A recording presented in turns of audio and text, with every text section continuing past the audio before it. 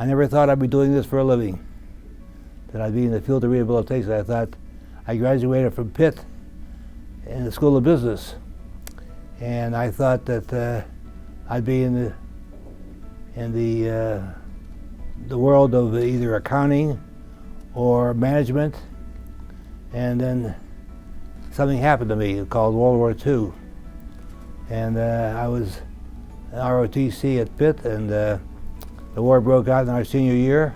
I was a second lieutenant. I was in charge of a platoon, and then it's a long story, but a couple guys who took my place got killed. I had to pick them up dead. I got hit by mortar shells, and then somehow I found myself laying in the field. I couldn't move. They put me in a hospital in Italy, and Army hospital, U.S. Army. And my primary care doctor came up to me and said, "Lieutenant Weitzman?" I said, "Yeah." He said, "I got some bad news for you. We decided that the best way to save your life was to cut your leg off at the thigh. And we have a surgery scheduled for you for tomorrow morning." I said, I'm 24 years old now, and here I am going to lose my leg at the thigh. And then about 4:30, he came to me and said to me, "You know, I got a visiting doctor, surgeon from Vanderbilt, like to talk to you." So I said, "Okay." He came back. He said, "Look, Lieutenant, I see you're scheduled to have your leg cut off tomorrow morning." I said, "Yeah." He said, I've been thinking about it." He says, "I think that I can do some surgery on you to save your leg." I said, "Be my guest, what are you talking about?" He said, "Well, I think if they're worried about blood clots coming back to kill you," he said, "I'm going to do some surgery to reroute your blood vessels in your belly so the blood clots can't come back." And he says, "I think we can save your leg." I said, "That's great." And that's what they did. I was thinking to myself, 24 years old and losing your leg, you know, all the way up there, what kind of life was that going to be? And they put me on a hospital ship, and I landed in the Boston area, went to an Army hospital there, and then I went to 4 Army hospitals. And while I was going through rehab in the 4 Army hospitals, I had my first contact with disabled people going through rehabilitation. And they were telling me how they were looking forward to a life, you know, with a handicap. But when I got out of the Army, I had the GI Bill, so I went back to Pitt and got my master's degree in business.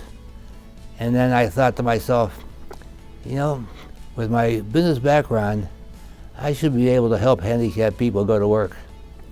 And so I saw this little agency downtown, a rented space on Penn Avenue, and I heard they were looking for somebody, so I went in there, and with my background, it must have been 5 or 7 people on the staff, including the clerical people, and they hired me.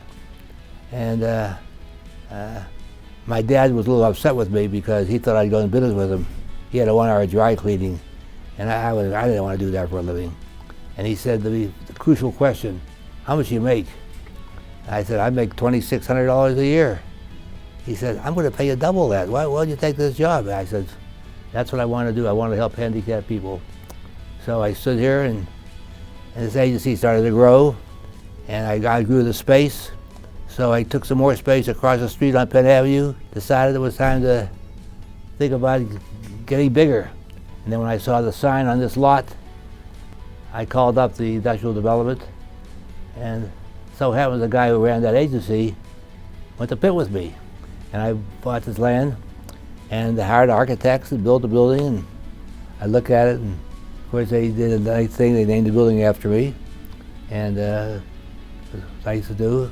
But, and I think that I feel very pleased that I had a role, not just in the United States, but in the world, helping disabled people achieve a more normal life. I was here for 43 years before I retired, and it